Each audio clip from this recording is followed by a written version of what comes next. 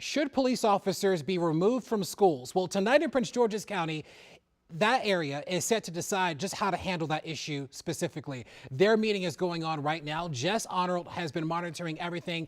Jess, I got to tell you, I've been here for about 6 years, and this issue comes up year after year. Whether or not SROs are important in school settings, you have parents really on both sides of the issue. Some say that they're critical, others say they need to go. What are you hearing?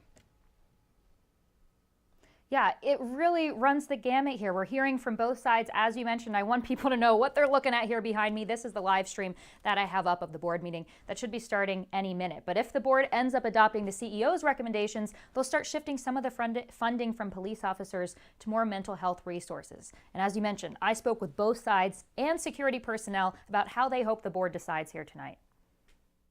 When it comes to keeping their kids safe, parents' opinions run the gamut. I do not want the SROs in the school. It makes our schools look like our students are in jails. There has to be some type of security. I mean, you have to. I mean, it's just, can you imagine if they take away security and the next day there's a shooting? The Prince George's County School Board is scheduled to vote Monday on whether or not to keep school resource officers in buildings. The CEO says the district currently has 33 hired from nearby police departments, as well as its own security staff who do not wear formal uniforms or carry guns.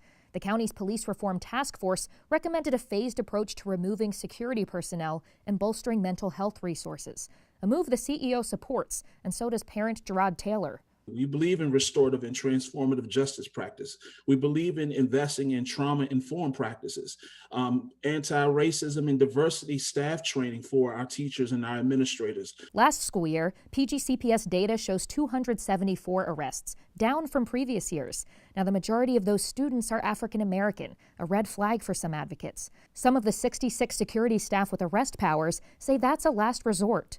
Not only are we certified police officers, but we're also counselors. So we have discretion. We don't want any of them arrested, but we have to deal with the reality that we have a victim. According to a recent district survey, 82% of the 13,000 respondents describe the role of SROs as important or very important in maintaining a safe learning environment.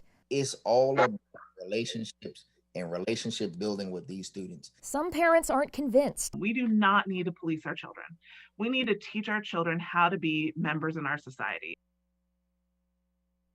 Now, the Maryland Safe to Learn Act requires a school resource officer in high schools or adequate law enforcement coverage of some kind. So the board will have to have some security in place. We'll be monitoring this live stream for you tonight and post the vote results on WUSA9.com. Larry. Yeah, we look forward to that information. Jess, thank you so much.